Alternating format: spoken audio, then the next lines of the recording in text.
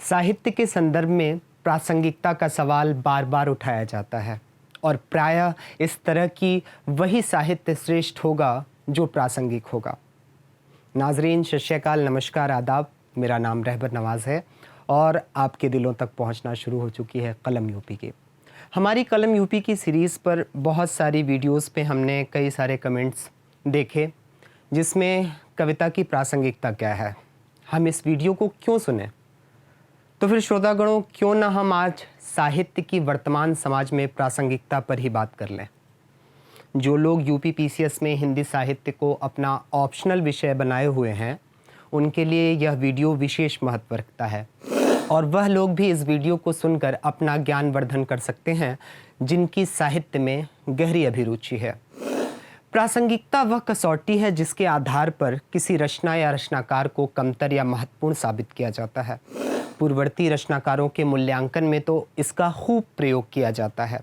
यह साबित करने के लिए कि जी जान लगा दिया जाता है कि अमुक रचनाकार आज भी उतना ही प्रासंगिक है और इसलिए वह महत्वपूर्ण भी है, जबकि अभिव्यक्ति के दूसरे रूपों जैसे ललित कला, मूर्ति कला, नृत्य, संगीत आदि में प्रासंगिकता की कोई कसौटी नहीं है।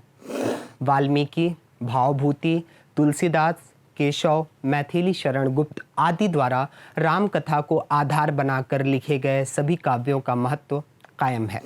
इसी तरह राम की शक्ति पूजा का अपना महत्व है, तो संशय की एक रात का अपना। एक ही विषय पर 20 रचनाएं लिखी जा सकती हैं और सभी महत्वपूर्ण हो सकती हैं। रचना के महत्वपूर्ण होने में विषय से अधिक योगदान रचनाकार का ही होता है।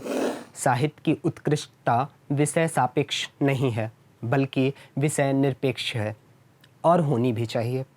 अगर विषय ही साहित्यिक उत्कृष्टता का निर्णायक तत्व होता तो फिर सारी श्रेष्ठ रचनाएं एक ही विषय पर होनी चाहिए थी। जाहिर है ऐसा है नहीं।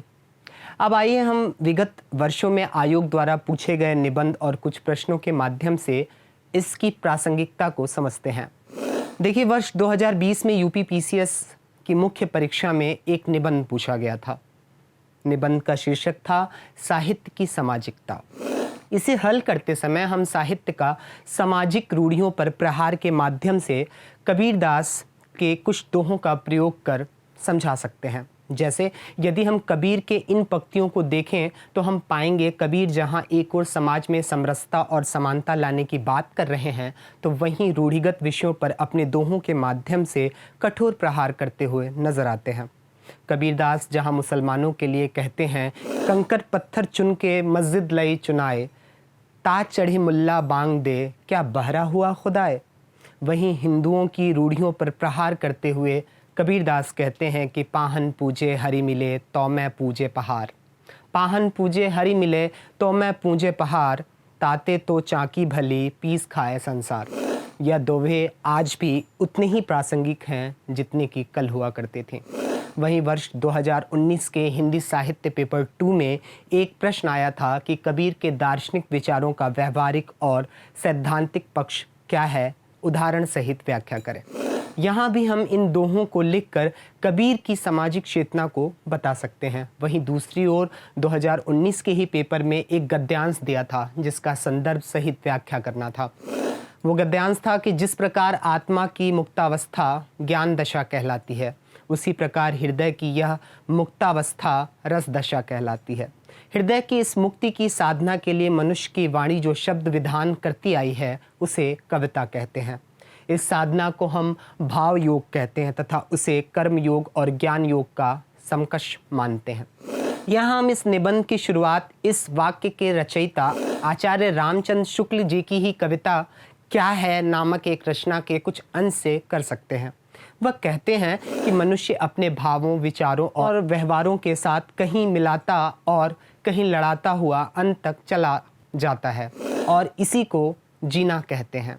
जिस अनंत रूपात्मक क्षेत्र में यह व्यवसाय चलता रहता है उसका नाम है जगत।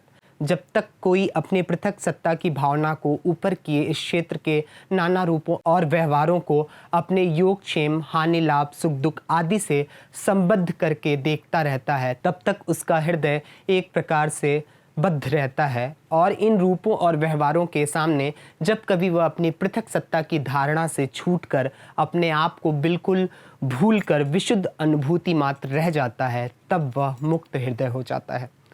इसी प्रकार अगर हम सुमित्रा नंदन पंत की एक कविता को देखें तो सुमित्रा नंदन पंत ने कविता की प्रासंगिकता और उसकी उत्पत्ति के लिए कहा था कि वियोगी होगा पहला कवि, आह से उपजा होगा ज्ञान, उमड़ के जो आंखों से चुपचाप वही होगी कविता अनजान।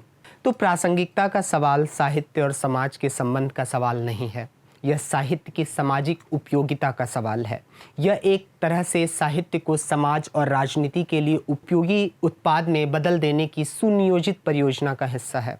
साहित्य का इससे हीनतर उपयोग और कुछ नहीं हो सकता कि वह राजनीति के लिए उपयोग की वस्तु बन जाए। आज़ादी के बाद का हिंदी साहित्य का इतिहास इस बात का गवाह है कि न जाने कितनी महत्वपूर्ण कृतियों को सिर्फ राजनीतिक रूप से प्रासंगिक न होने के कारण खारिज कर दिया। क्या कोई कह सकता है कि मैला आंचल में समाज नहीं है या वह समाज निरपेक्ष रचना है? जब भी हम समाज की विसंगतियों पर बात करेंगे तो फणीश्वर नाथ रेणु जी की रचना मैला आंचल का जिक्र अवश्य होगा।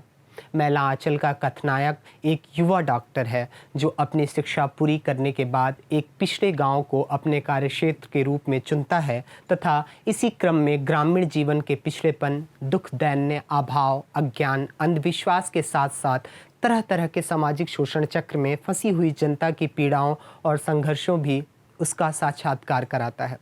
इस आधार पर हम वर्ष 2018 में पूछे गए इस निबंध साहित्य की सामाजिक दायित्व में यह लिख सकते हैं कि साहित्य का सामाजिक दायित्व है कि वह अज्ञान, सामाजिक शोषण और अंधविश्वास को खत्म करने का प्रयास करे। सबसे बड़ी बात यह है कि प्रासंगिकता दोधारी तलवार है। किसी सामाजिक राजनीतिक परिवेश विशेष में किसी रचना या रचनाकार को प्रासंगिकता के कारण महत्वपूर्ण मान लिया जाता है तो यह भी खूब संभव है कि वर्षों बाद सामाजिक राजनीतिक परिवेश बदलने के बाद वह महत्वहीन हो जाए और जो रचनाकार प्रासंगिकता की कसौटी पर खारिज किए गए हों वे बदली परिस्थितियों में महत्वपूर्ण हो जाएं। एक समय में कोई रचनाकार प्रासंगिकता के कारण महत्वपूर्ण है तो समय बदलते ही वह महत्वहीन भी हो सकता है। यही बात रचना पर भी लागू होती है। इसलिए साहित्य के लिए सामाजिक राजनीतिक प्रासंगिकता का सवाल गैर ज़रूरी है। शेक्सपियर, तुलसीदास, प्रेमचंद आदि की प्रासंगिकता के कारण महान नहीं है। जिन लोगों को गांव, किसान आदि से कोई मतलब नहीं होता वे भी प्रेमचंद को ज़रूर पढ़ते हैं। रविन्द्रनाथ ने जो लिखा वह कितना प्रासंगिक है। क्या शरद चंद्र को इसलिए पढ़ा जाता है कि वह प्रासंगिक हैं? साहित्य की प्रासंगिकता बाहर नहीं बल्कि उसके अंदर निहित है। कोई भी श्रेष्ठ रचना हमारी संवेदना से जुड़ती है, जीवन के गहरे मर्म को पकड़ती है, अंदर के तारों को झकझोरती है। भीतर ही भीतर ऐसा कुछ घटित होता है कि हमारा उससे एक गहरा आत्मीय रिश्ता बन जाता है। ऐसा साहित्य हमेशा प्रासंगिक रहेगा और महत्वपूर्ण भी। यह साहित्य की आंतरिक प्रासंगिकता है जो प्रत्येक अच्छी रचना में होती है। अच्छी रचना इस लिहाज से संभवतः प्रासंगिक होती है। तो नाजरीन, आज के सीरीज़ में आपने ये ज़रूर समझ लिया होगा कि किस प्रकार हिंदी साहित्य हमारे न सिर्फ जीवन मर्म के लिए आवश्यक है बल्कि हमारे परीक्षा पैटर्न को देखते हुए भी उसकी प्रासंगिकता को हम समझ सकते हैं। चलिए फिर अगले किसी एपिसोड में रहबर नवाज़ आपके लिए कुछ अच्छी रचनाओं और कुछ अच्छी बातों के साथ उपस्थित होऊंगा। तब तक देखते रहिए बातें यूपी की और दिलों तक पहुंचाइए कलम यूपी की। नमस्कार, जय हिंद।